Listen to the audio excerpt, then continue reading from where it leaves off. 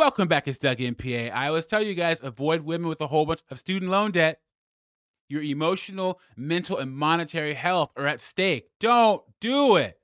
You can end up like this guy. This article says, I became very frugal. My husband and I are 40. I have $200,000 in student loan debt while he has $600,000 in retirement savings. Are we in trouble? So he has no student loan debt. She has $200,000 in student loan debt.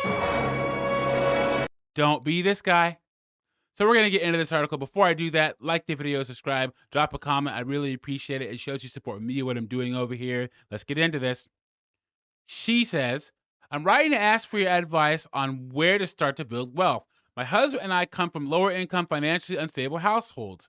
My parents were always in debt and struggled to pay bills.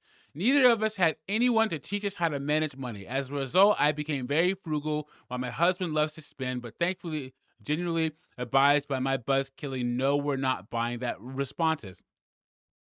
Our house is valued at $775,000. I have $200,000 in student loan debt.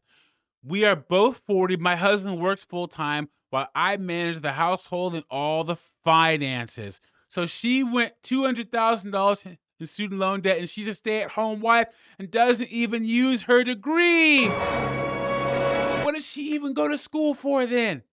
Why? Why? Women don't think about this type of stuff. And they have kids. Then she's never going to pay this off, ever. It says, we have 2 young children, 3 and 7 years old. I'd like to learn how to better manage our money to build wealth. I know nothing about investing, but I am a capable learner and want to know where to start. Where do we start? What's our target retirement amount? Neither of us will have an inheritance, and everything we have, we built together. My husband will make $500,000 this year. Well, that's a good thing that he makes that amount of money.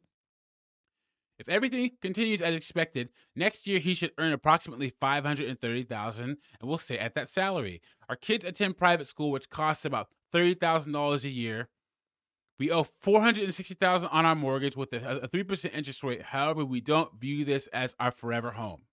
So, guys, if the genders were swapped and the woman made $500,000 a year, would the woman say that her and her husband built together?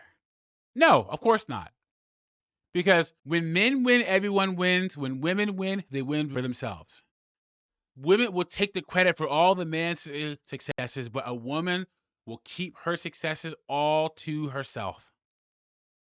So she sees this $500,000 as her money as well as his. And even more so her money because she manages the finances. Jesus H. Christ. This is crazy, guys. This is crazy. My husband and I have $135,000 in a savings account and $80,000 in a CD that will expire in June of 2025. I have $58,000 in a Roth IRA. I have an additional $35,000 in 2 401k funds. My husband has $37,000 in a Roth IRA in addition to $114,000 and $423,000 in 2 other private retirement accounts. We max out his retirement contributions. Are we doing everything okay? What do you advise? Now, guys, what kind of advice do you think this person is going to give this woman? This is written by a man, so you think that it would be something sensible, right? The first thing that he recommends to this woman, before you do anything, deal with the $200,000 question. If you split, you will be more financially vulnerable than your partner. Jesus H. Christ. So this guy is telling this woman that she needs to pay off her student loan debt in case they get divorced. That's his first piece of advice to this woman. This is how deep the social infrastructure of telling women to leave their men goes. Everything in society, TV, articles, social media is telling women, look for a back door. Think about yourself. What if your husband does something to you? What if something bad happens? That's the first thing he goes to, guys. And this is written by a man. Guys, you are not safe when it comes to getting married. You're not.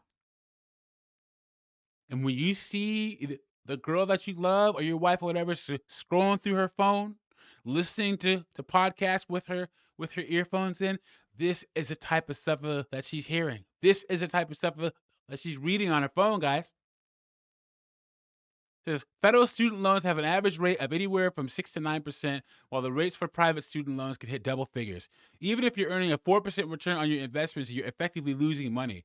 Your husband makes a healthy six-figure salary, but it appears you are a stay-at-home mom taking care of your young children. That's a full-time job. But the sooner you and your husband knock that loan on the head, the better you will be able to put money towards your retirement.